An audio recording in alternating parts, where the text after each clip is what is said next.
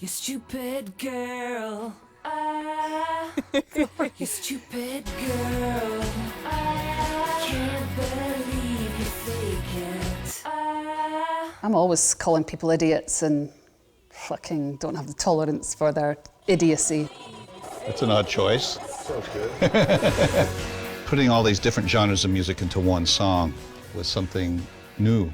Yeah, maybe we were foretellers of the future, I don't know. I think it caught a lot of people by surprise because it sounded quite different. Well, I was pretty wild. I'm shameless. But you can't wait. Stupid girl.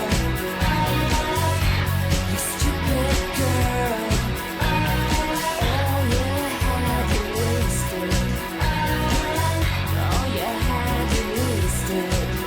Ja, Stupid Girl, det är berättelsen om en ung rödhårig kvinna med skinn på näsan som reser till andra sidan jorden för att göra musik med 3 män hon knappt träffat. Ja, först har de svårt att ens förstå varandras språk, men långsamt uppstår både vänskap och låtar med ett helt nytt sound. Det hela börjar i en småstad i norra USA för 20 år sedan. För det är då som Shirley Manson flyttar från Edinburgh i Skottland till Madison i Wisconsin för att spela in en skiva med 3 ljudnördiga musiker som kan allt om ett mixerbord. I used to say stupid girl, like girl is how I'd say girl. So when I went to sing, you stupid girl, they'd be like, no, could you sing it stupid girl? And I'd be like, that's what I'm singing. Girl. I'm singing stupid girl. And they'd be like, no, girl. Girl. Girl. No, girl. Girl. No, girl. Girl. It just went on and on and on. Get it. Christ. And I was furious because I couldn't understand what they were talking about. Eventually, I think I strangely got it, kind of. Well, let's see. Första gången de ses, det är på ett hotell i London, närmare bestämt den 8 april 1994. And that was sort of the beginning of the rest of my life. Men det har såklart Shirley ingen aning om just då. Och om Steve Marker inte hade råkat slå på tvn en viss natt, ja då skulle det heller aldrig ha hänt. 1994 är Butch Vig en av världens ledande producenter efter att ha producerat Smashing Pumpkins, Sonic Youth och inte minst Nirvanas Nevermind.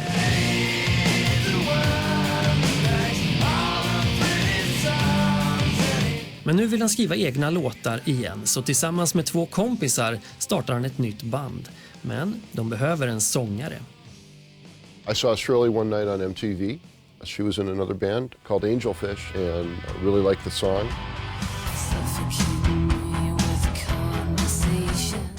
Ja, snacka om ovanligt lycklig slump. För det här, det är både första och enda gången som Suffocate Me visas på MTV. So I wrote down the name of the band and the next morning we didn't have email then, we faxed over to our managers, you know, like who is this band and who's the singer, and she sounded really good, maybe we could do something with her. And they tracked her down. She was back home in Scotland. I literally was doing the dishes and I got a phone call asking me if I would be prepared to go meet them down in London. I knew some of the records that Butch had worked on. They were all bands that I listened to at the time. So I was very flattered. I mean, I was sort of excited.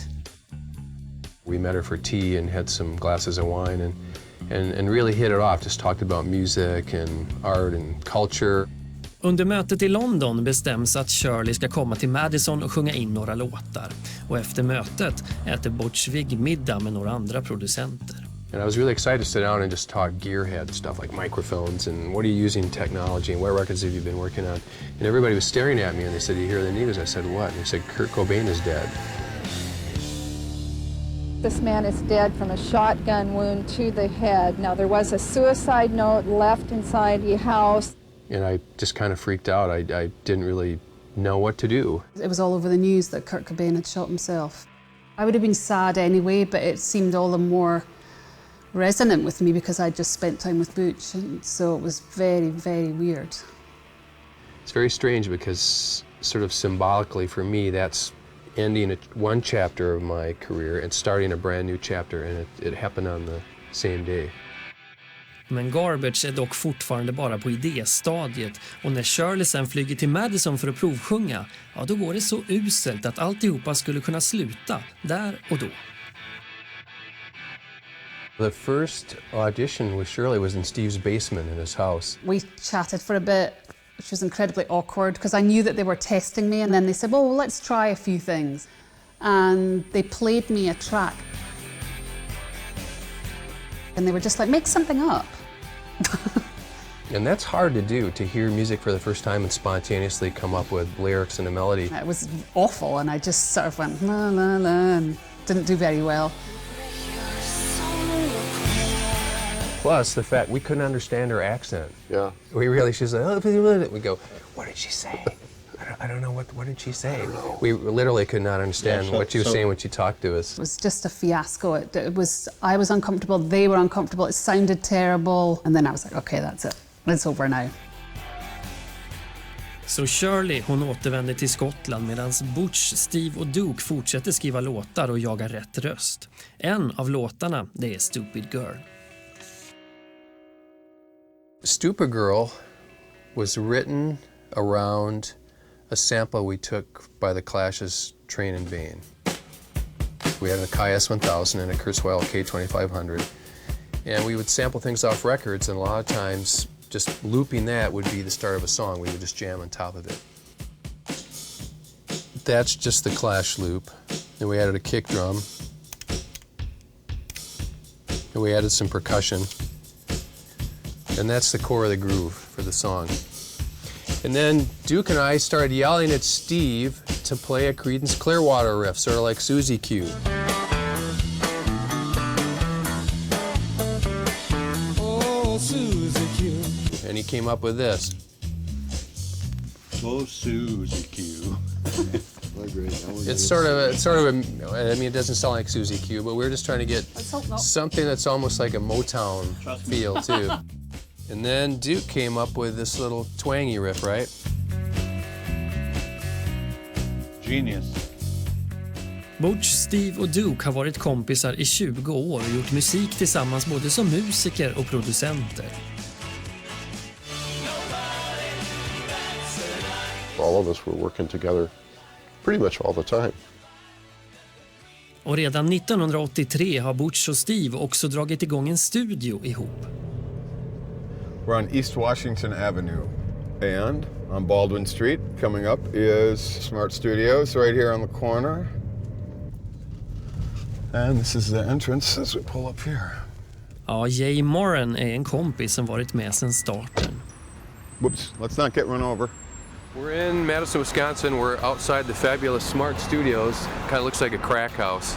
It's been described as a crack house on East Washington, but they purposely kept it generic looking because they didn't want people to know. Ja, det är här Butch Vig har producerat Smashing Pumpkins debutalbum Gish och spelat in de första utkasten till några av låtarna på Nirvanas Nevermind. Well, it's a big one. That's a big one. Ja, i början av 90-talet började killarna också göra remixer för namn som Nine Inch Nails, Depeche Mode och House of Pain.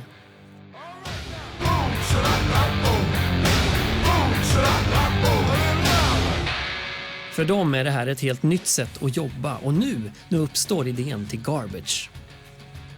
They got intrigued by that, like taking songs and adding new things to songs and changing them up. We would take all the tracks and erase them except for the vocal and record all new music. And we kind of got it in our head that we enjoyed writing the music so much that maybe we should start a band. Ja, men visst, ett band som blandar element från pop, industri och rock och skapar ett helt nytt sound. En natt tickade det ena faxet efter det andra in hos managern Shannon O'Shea. One night they got drunk, and I got a series of faxes saying, you know, we're having a few cocktails and we're going to start a band.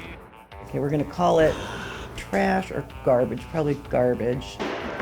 And it's going to be a postmodern industrial outfit with the occasional violent outburst. Because it was going to be so great. I could hear the sound in my head. The fact that Nirvana's producer was making his own band, that in itself got plenty of people excited. Ja, då är Mike Circle 20 år och har just börjat som praktikant på Smart Studios. They knew what they were shooting for, they knew what they were doing, and I think that they knew they needed a front person. They realized they didn't look like your average like superstar pop band. So they thought, well, maybe we need to add somebody. Och Shirley Manson, ja, hon är tillbaka i Skottland men kan inte riktigt släppa sin usla audition. Hon inser att Garbage kan bli något helt unikt och är knappast den som ger upp i första taget. The sound was brand new. They were the first really to merge alt guitars with hip-hop beats and electronica and mash it all together. Så hon kontaktar bandets manager. Shirley Manson has balls. She called me up. She said she wanted to do it again. She didn't feel right about it. She wanted to have another go. When she came back the second time is when we had Stupid Girl kind of starting to form. That's right. Don't believe in fear. Don't believe in faith. That was a moment, that was a pivotal moment when she first started singing on that song. Stupid Girl är än så länge bara ett utkast med en halvfärdig text.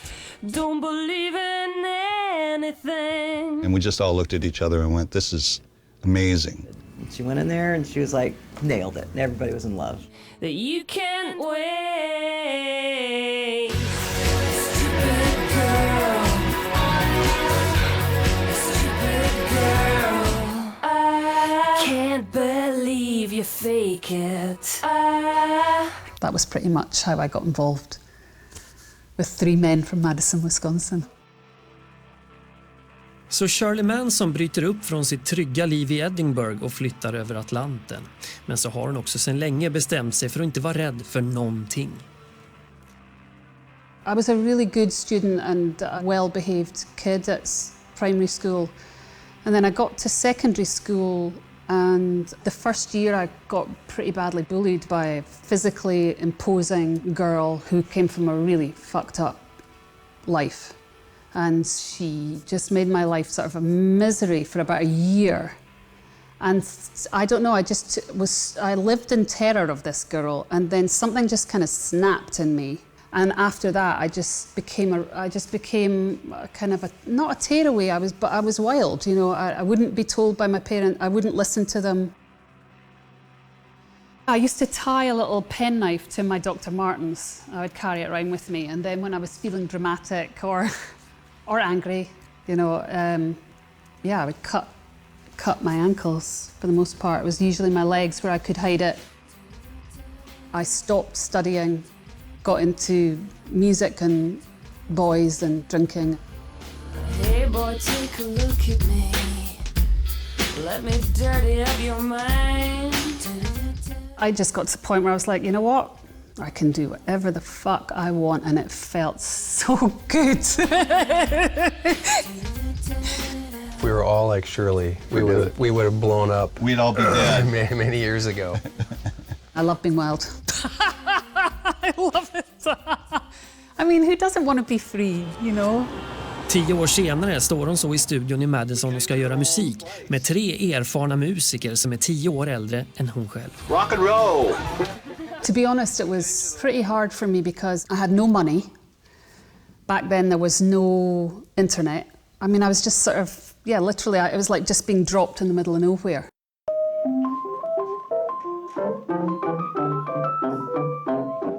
I spent a lot of the time hungry. Just remember sitting in my hotel room, literally like watching the clock, going, oh, just another hour and I can walk to the studio and get something to eat, you know. It's pretty sad, really. I look back now and I find it hard to believe that I actually did that. Like, just pack up my things and head off literally into the unknown. I had never written music before, but when they auditioned me, they said, you know, we want you to be a 4th member of this writing partnership. And I was like, yeah, no problem, that's no problem. But, you know, I'd never written a word.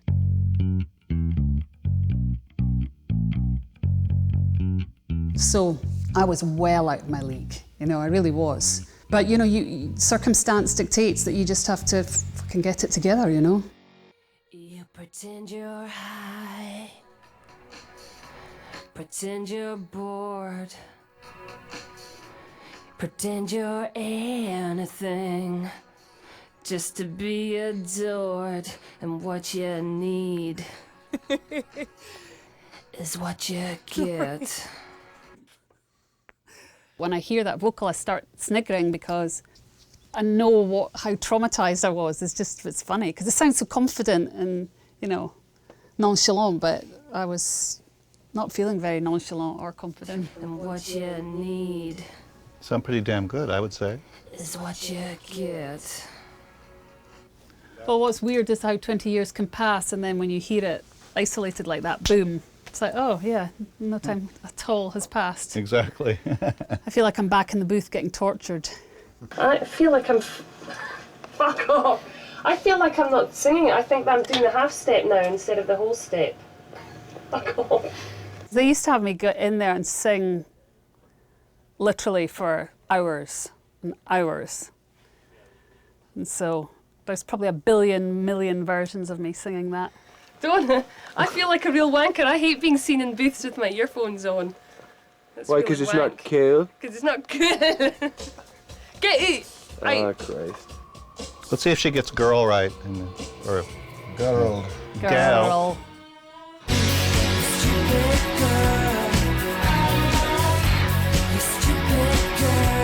I thought it would be stupid girl, or Yeah. and there's still a girl.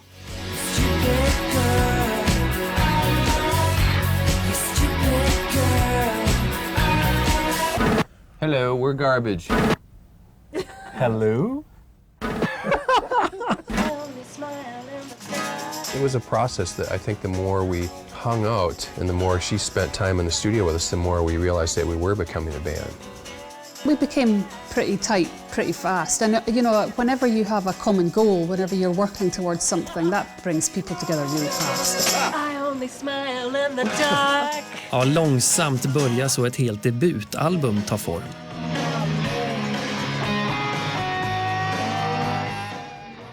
Garbage skriver text och musik tillsammans, men Shirley har rätt att ändra i texterna om hon känner att hon inte kan stå för vad hon ska sjunga.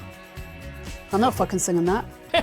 Exactly. Ja, texten till Stupid Girl den skrivs under en period när både Shirley och resten av bandet tycker att vissa tjejer borde få sig en verbal snyting. You pretend to be, but you're not. You pretend to be anything to be adored.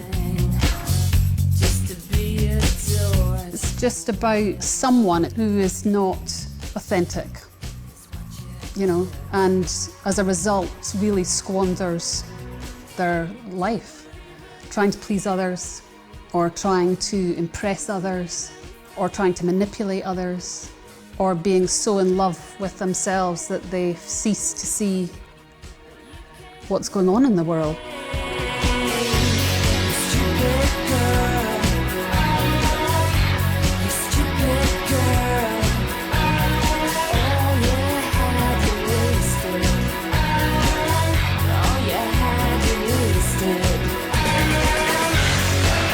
Well, I'm always railing against people full stop, you know, so I'm always calling people idiots and fucking don't have the tolerance for their idiocy. There's a guitar playing with that somewhere.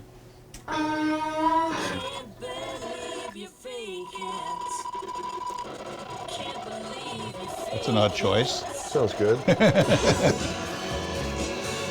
Maybe we should have the beat going and then just put in all of the noise. See what it sounds like. Yeah, actually, that's just the noise. And here's the B-verse noise. Solo it. Ja, de där malande ljuden i bakgrunden är en av de saker som blir lite utav låtens latenta signum. They're, on the face of it, they're just ear candy, but they actually do contribute to the character of the song. They actually make the listener think in a certain way about the song or about what's being said or what they should feel or take from the song. And the song would be boring if it didn't have all that ear candy. I'm only happy when it rains. Musikvideorna till Stupid Girl och Only Happy When It Rains de spelas in på samma helg. Men det läggs både mer tid och pengar på vad man anser vara den stora 4 hours, really fast, at the end of basically a 3-day shoot for Only Happy When It Rains. By the time we did Stupid Girl, we were all really tired and the boys were drunk, as I recall. The director, Sam Baer, shot a real simple performance of Stupid Girl in this little studio. They just put up these plexiglass plastic pieces, wrote the lyrics on them, and shot the band performing in them. It was really cool. And he took all the film and put it in a bathtub and like acid washed it and just scratched it all up. That had a vibe to it because it was scratchy and fuzzy. And it looks incredible because it was all hand done. The dirty film footage is coming up and like, that was extremely cool. Some of it looked beautiful and some of it looked distorted and kind of fucked up, and it just described some of our music sort of visually. Don't believe in fear. Don't believe in pain. Don't believe in anyone that you can't tame. Stupid girl. I wore a dress that I bought for $19 out of a teen store. It was very iconic in a funny way, that dress. What does this look like? I love that dress and I wore the living shit out of it. I mean, but only because I didn't really have anything else. I think we all expected Only Happy When It Rains to be the one video. I mean, I love that video, but it's not as perfect in my view as Stupid Girl. Och tvärtom vad alla har trott så är det Stupid Girl som blir skivans stora dragplåster. These were the Stupid Girl singles and they're fabric with rubber. Ja, med Stupid Girl som dragplåster lossnar det på allvar.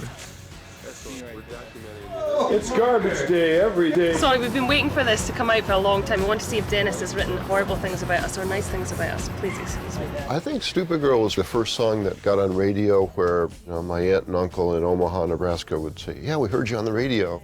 Ja, plötsligt är Garbage hetaste skiten. Debutalbumet säljs i över 4 miljoner exemplar och de åker på en världsturné som varar i 1,5 år.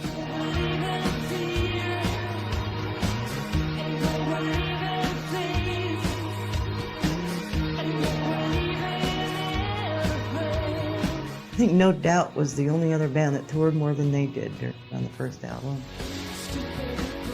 I don't think we ever thought any of our stuff was going to be a hit. I think they were kind of in shock a little bit, really. It was probably a little unreal for them.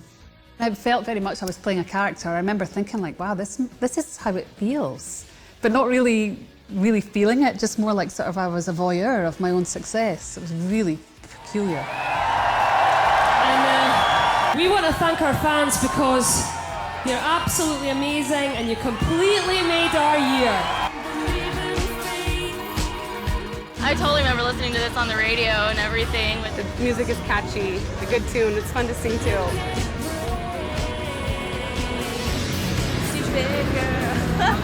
Anything that sounds raw and real. Stupid girl. Oh. Stupid girl, I love that song. I really liked Shirley Manson's attitude. I liked how angry she was. A million lies to sell yourself is all you ever had. I think it's still relevant now if you think about social media and selfies and the rest of it. Yeah, it's just, maybe they should release it again.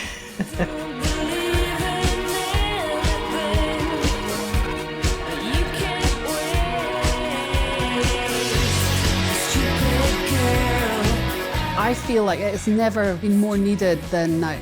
You know, I see a lot of women distancing themselves from the idea of feminism, and it makes me apeshit crazy. Because I have been very privileged and lucky to travel and see the world. And one of the things that shocks me so deeply is how women are treated around the world. And so to hear privileged white girls bark on about, well, I don't believe in feminism. Well, what the fuck do you mean you don't believe in feminism? It makes me so angry and crazy, you know.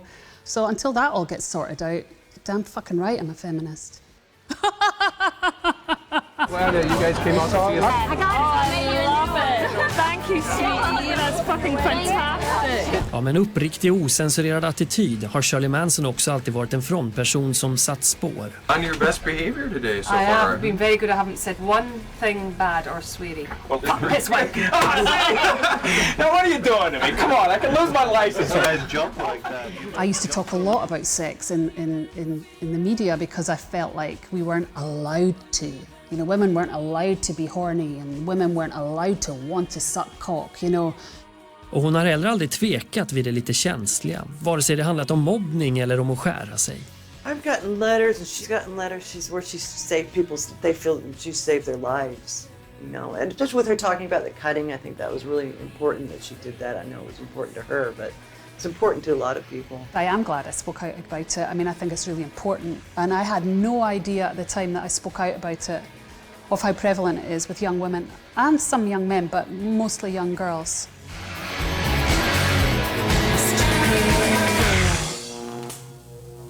I wanted to be fierce like her. I wanted to be brave like her. She was not afraid to say what she felt, not afraid to say what was on her mind, not afraid to express herself. When life feels really hard, you know that somebody else out there has also had some hard stuff that can relate to you. No one understands me, but Shirley understands me. If that record came out now, there's no way we would have that kind of success. There was no one doing what we did at the time, so the timing was great. I really do think people were like, whoa, what is this sound that we're hearing on the radio? This is cool and weird and fresh. We've played Stupid Girl on stage over 1,000 times, and I'm still not sick of it, so that's a good sign, I think. It's definitely a crowd favorite. Whenever the set gets a bit boring, we trot out Stupid Girl and done. Whenever they start heading for the exits, so we pull it out. Wait, don't. Yeah, wait, don't Wait, go. we've got one more. We're gonna play Stupid Girl. Pretend you're high. Pretend you're cool. Yeah, you pretend you're anything just to be adored. But what you need is what you get. You don't believe in fear. You don't believe in fate. I don't believe in anyone. You can't tame.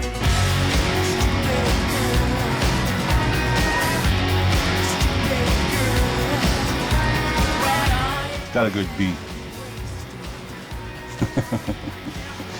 Bada boom.